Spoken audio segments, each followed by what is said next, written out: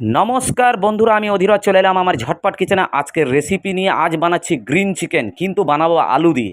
কারণ যেহেতু বাড়ির রান্না, কি লাগছে ধনেপাতা, টক দই আর লাগছে বাটার।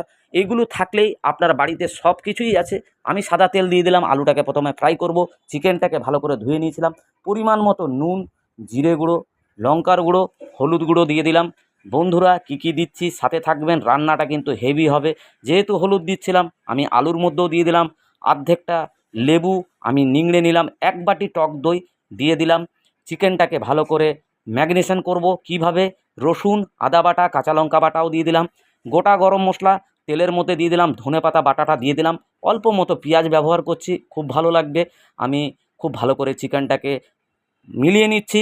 আর দিয়ে দিলাম একটা বড় চামচের 1 চামচ বাটার। বন্ধুরা, চিকেনগুলো এইভাবে বসিয়ে দেবেন।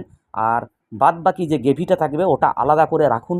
ভালো করে আগে ফ্রাই করে নেবেন, তারপরে আলুগুলো দিয়ে দেবেন। আলুটা কিন্তু আমি দিচ্ছি। আর দিলাম গোলমরিচ গুঁড়ো। আর তারপরে যে গ্রেভিটা ছিল সেটা আপনারা ঢেলে দেবেন।